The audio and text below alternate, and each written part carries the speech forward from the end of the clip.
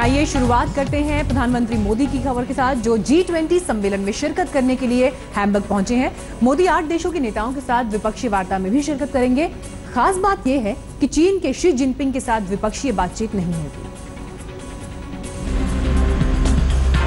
3 दिनों तक इजराइल में जादू जगाने के बाद प्रधानमंत्री नरेंद्र मोदी पहुंच गए हैं जर्मनी के शहर हैम्बर्ग।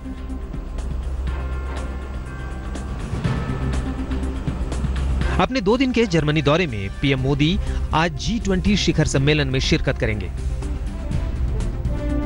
इस मौके पर प्रधानमंत्री Argentina, Canada, Italy, Japan, Mexico, दक्षिण कोरिया, ब्रिटेन और वियतनाम के नेताओं के साथ द्विपक्षीय बैठकें करेंगे।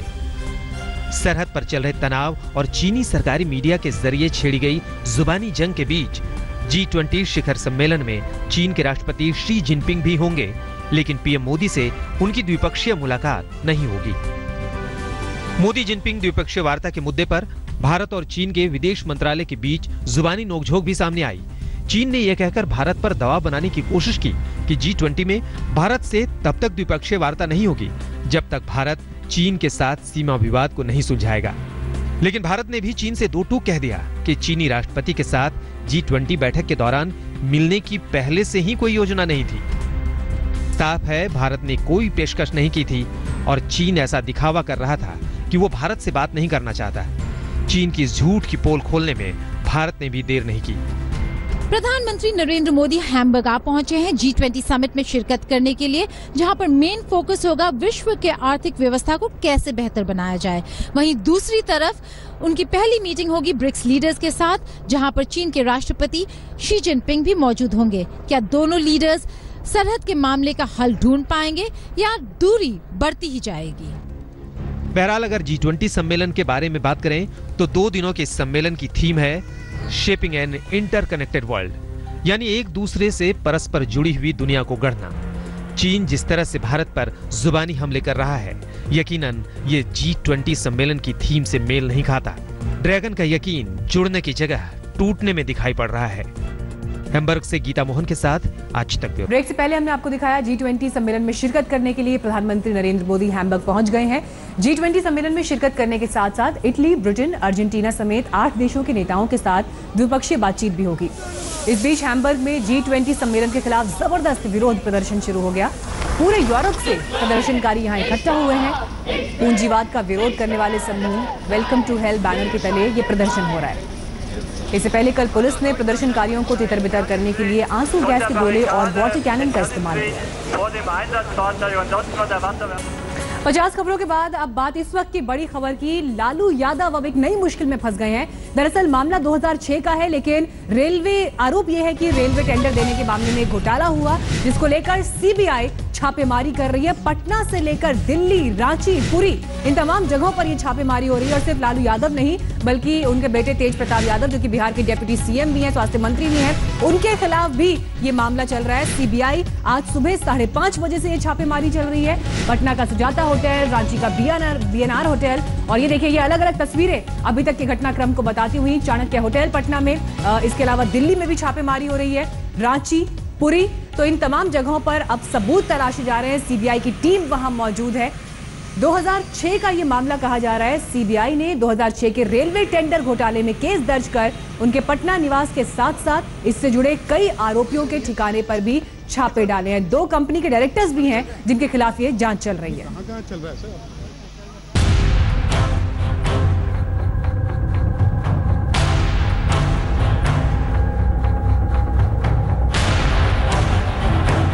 लालू यादव पर ट्रिपल मुसीबत। अब रेलवे टेंडर घोटाले में छापे।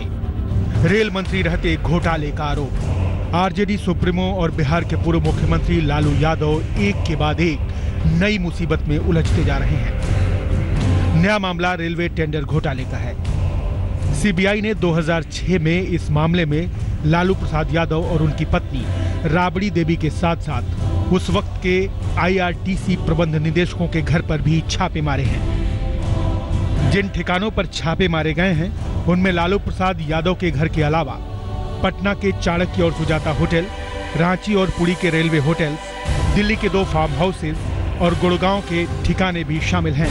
देखिए हम इस वक्त दिल्ली के महिपालपुर गुड़गांव जो रोड है वहां पर सरला विला में मौजूद। यहाँ पर लालू प्रसाद यादव और तमाम जो उनके रिलेटिव्स हैं यहाँ पर आकर रुकते थे। यहाँ पर जो है जो सीबीआई ने जानकारी दी है कि यहाँ जांच की जा रही है। हालांकि स्टाफ जो है ज्यादा खुलकर कुछ बोल नहीं रहा है। यही वो आप देख सकते हैं विला है जहाँ पर लालू यादव आकर रुकते थे। लालू के पटना के घर पर करीब 2 दर्जन सीबीआई अधिकारी रेड करने आज सुबह ही पहुंचे। हम मौजूद हैं लालू प्रसाद यादव के आवास, पटना आवास पर, और ये श्रीमती राबड़ी देवी का सरकारी आवास है और यहीं पे ये सीबीआई का छापा पड़ रहा है, जो कि लालू प्रसाद यादव जब रेल मंत्री थे 2006 में, उस समय कुछ जो ठेके दिए गए थे उसकी जांच करने के लिए ये छापे पड़ रहे हैं। बताया जा रहा है कि सुबह 7 बजे से सीबीआई के करीब 20-25 के करीब में अफसर अंदर गए हैं। दरअसल ये पूरा मामला 2006 का है। उस वक्त लालू प्रसाद यादव रेल मंत्री थे। उन पर आरोप है कि नियमों की अनदेखी कर निजी कंपनी को टेंडर बांटे गए। जिन कंपनियों को गैर कानूनी ठेका दिया गया उनमें रांची और पुरी के बीएनआर होटल, पटना के सुजाता और चाणक्य होटल शामिल हैं। लालू प्रसाद यादव पर आरोप है कि उन्होंने नियमों की अनदेखी कर अपने करीबियों को फायदा पहुंचाया, जिनमें आरजेडी नेता और राज्यसभा सांसद प्रेमचंद्र गुप्ता भी शामिल हैं। लालू प्रसाद यादव पहले ही चारा घोटाले के साथ साथ आय से अधिक संपत्ति के मामले में भी उलझे हुए हैं। चारा घोटाले में आज रांची में उनकी पेशी भी है। लालू ही नहीं, उनका पूरा कुनबा जांच एजेंसियों के निशाने पर है। लालू के बेटे और बेटियों पर करोड़ों के बेनामी संपत्ति का मामला पहले से ही चल रहा है। ये बात अलग है कि लालू के समर्थक इसमें सियासत देख रहे हैं। उनका कहना है कि मोदी विरोध के कारण ही लालू प्रसाद यादव को निशाना बनाया जा रहा है। हम नहीं, पूरा देश और बिहार की जनता आज के इस घटना चक्र के बाद मर्माहत नहीं है।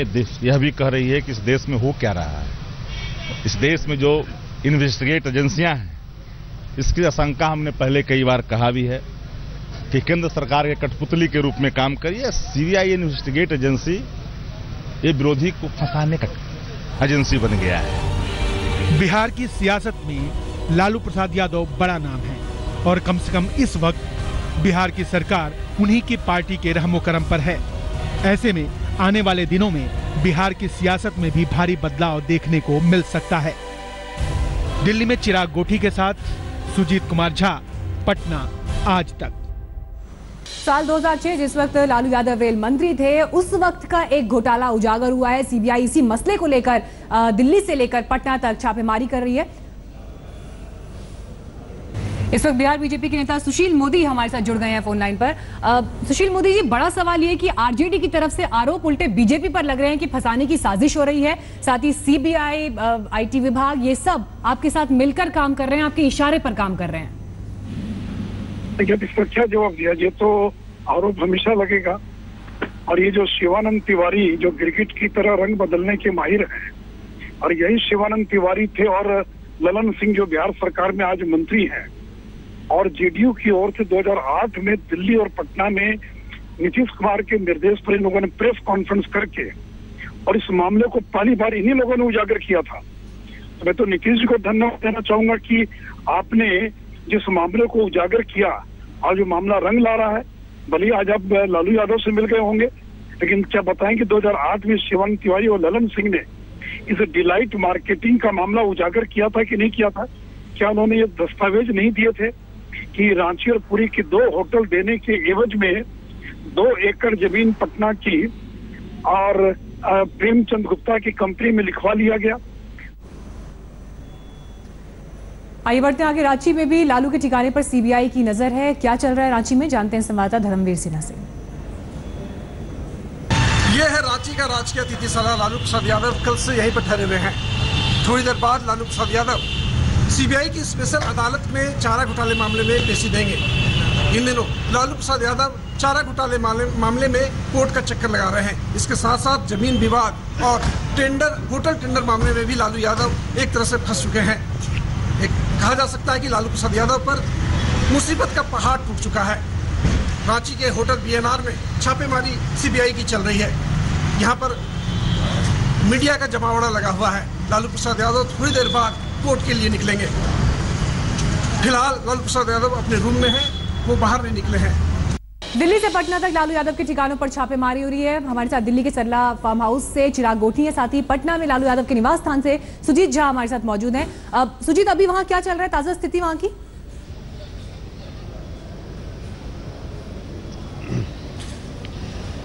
देखिए, ताजा स्थिति ये है कि अभी भी रेड चालू है और 25 अफसर जो सीबीआई के हैं वो 10 सर्कुलर रोड के अंदर है, जो कि राबड़ी देवी का सरकारी आवास है। जहां तक अंदर की जानकारी मिलने सामने आ रही है, उसके अनुसार अभी श्रीमती राबड़ी देवी बिहार के उप मुख्यमंत्री तेजस्वी यादव और स्वास्थ्य मंत्री तेज प्रताप यादव से सीबीआई अलग अलग बैठाकर पूछताछ कर रही है और ये जो कागजात मिले हैं उनको उनकी वेरीफाई कर रही है।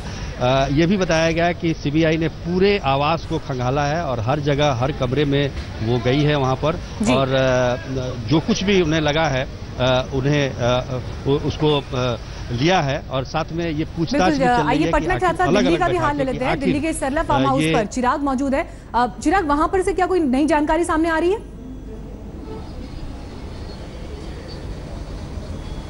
देखिए, लगातार इस मामले में सीबीआई जो है वो जांच कर रही है और सुबह 5:30 बजे यहाँ टीम पहुंची थी सरला विला पर, जहां मैं पीछे आगे खड़ा हूं। यहाँ फिलहाल स्थिति यह है कि टीम अंदर मौजूद है, जांच की जा रही है। दिल्ली में 3 ठिकानों पर छापेमारी की गई, सतबड़ी विलेज है, इसके अलावा यहाँ पर की गई है, इसके अलावा डिफेंस कॉलोनी में भी की गई है। फिलहाल स्थिति यह है कि जिस तरह से सुजाता होटल प्राइवेट लिमिटेड को फायदा पहुंचाने के लिए इरेगुलरिटीज की गई टेंडर प्रक्रिया में, उसको लेकर जो है सीबीआई ने 12 जगहों पर छापेमारी की है। अभी फिलहाल टीम अंदर है, लगातार जांच की जा रही है। कुछ डॉक्यूमेंट को स्कैन किया जा रहा है, कुछ स्क्रूटनाइज किए जा रहे हैं, क्योंकि वो उस वक्त के डॉक्यूमेंट्स थे जब वो रेलवे मिनिस्टर्स थे। तो अब सवाल ये है कि क्या वाकई सबूत कुछ मिलते हैं सीबीआई को, या फिर एक ये कहा जाए कागजी कार्रवाई, क्योंकि इतने पहले जब ये पूरी इरेगुलरिटीज हुई तो इतने साल बाद आखिर मामला दर्ज करने और उसके बाद आगे जांच करने में इंतजार करना होगा कि इस रेड के बाद क्या तस्वीर और निकलकर सामने आती है। फिलहाल चिराग, सुजीत, आप दोनों का बहुत बहुत शुक्रिया।